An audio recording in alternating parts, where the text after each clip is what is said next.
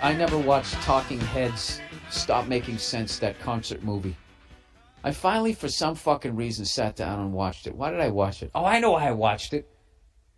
Because there was this song that was in a lot of movies like Risky Business, in those coming-of-age movies, all the movies that I saw when I first got cable and first went to the movies. And no, not first went. When I first got cable and I went to the movies. Oh, Jesus. And whenever there was a party going on and they wanted to show everybody going nuts,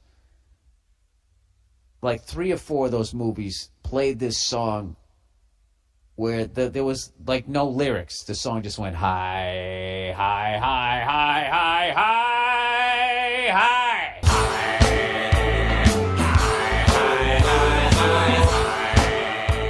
And the whole fucking place was going nuts. That's just a great song to sing when you're drunk. The whole house party. High, high, high, high, high, high. And I never knew what the song was. So it was just in my fucking head going, what the f*** was that song? They always played that song and that song, but Oh Yeah by Yellow. That Oh Yeah. Remember that? But anyway, so I finally looked up that song. I just Googled song.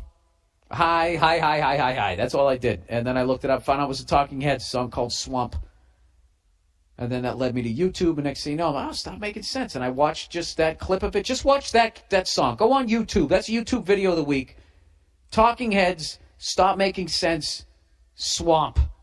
Just watch how that fucking thing is shot, and go back and watch the beginning of the concert. How they come out is one of the coolest things I've seen. And to think that there was that quality of music going on and the shit that I was listening to, you know. And I'm not saying it's all shit. I actually owe Appetite for Destruction an apology. Thanks to the lame-ass security, I'm going home. Because I went back and that was another one that I watched when they were live at the Ritz, and I'm like, I'm an asshole. I judged that album because I watched some shit Quiet Riot video. Whatever. That's how you do comedy. You just speak in absolutes. Then you piss people off. If I was actually even-handed, no one would fucking listen to this, right?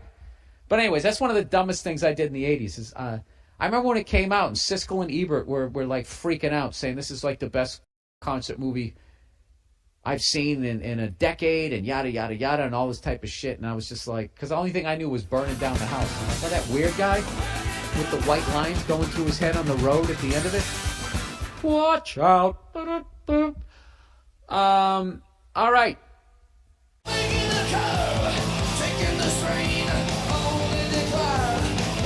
I always forget, did I see Judas Priest at Providence or Worcester? It was my first concert. I can't remember. I think I saw him in Worcester. Like heavy metal parking lot.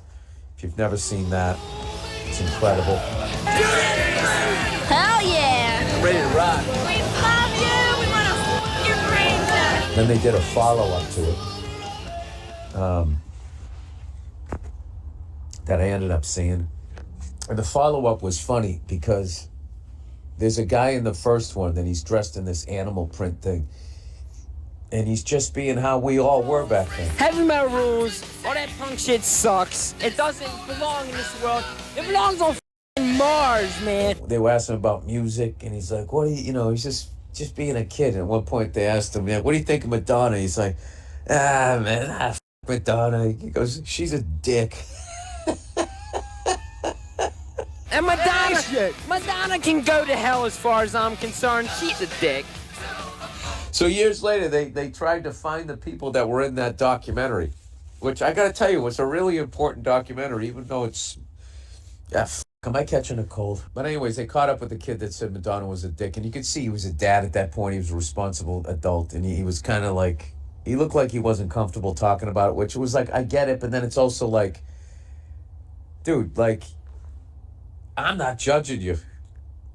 Like, I would have wanted to be friends with you, like, back then. Like, you were the man. I wish I could have pulled off that animal print spandex shit. I wanted to dress that way. I didn't have the nerve. Old Billy Redhead coming down there just trying to fit in.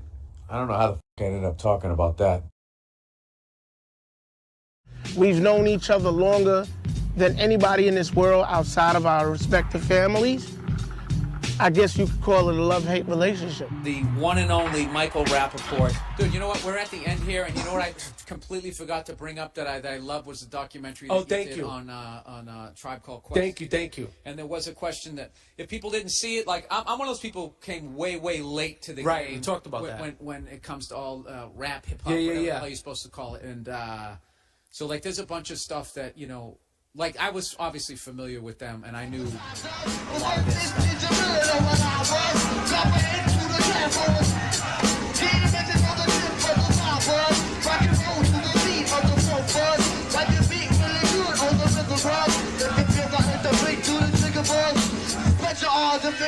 MTV rappers Yep. they would put them, but I didn't know to the level all of this stuff. It was such a like even if you're not a fan of that music, you'll love it. You'll love this documentary, and then you'll actually, like me, you'll start downloading all. Their music is for everybody. And everything's good. Everything's smoothed over. I know there was a little bit of drama there. Everything is smooth. I mean, I think that was all because they are very protective. I did everything I could do. 20 years. The whole MO to me was, it's not a Tribe Called Quest, it's Q-Tip and a Tribe Called Quest. Well, I didn't know anything about them, and I didn't think it showed them in a bad way. It just made me want to download their stuff and respected them. I think because I think people freak out right before it comes out. You're like, oh my God, is this gonna ruin me? Like, I understand. Do you know Burt Reynolds? I heard before Boogie Nights came out. Like freaked out. Yeah, he walked out of a screening. Yeah, maybe even fired his agent. He was just like, why did you put me in this piece of shit? Now it's like everybody loves it. This is even better.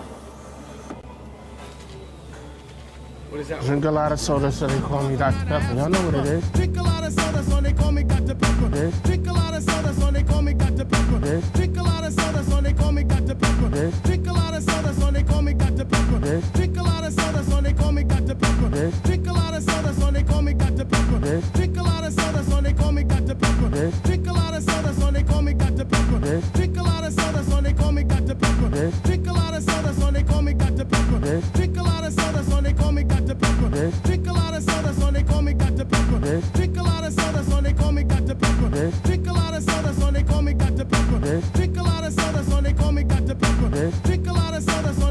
Pepper. Yes. Drink a lot of soda, so they call me Dr. Pepper. Yes. Drink a lot of soda, so they call me Dr. Pepper. Yes. Drink a lot of soda, so they call me Dr. Pepper. Yes. Drink a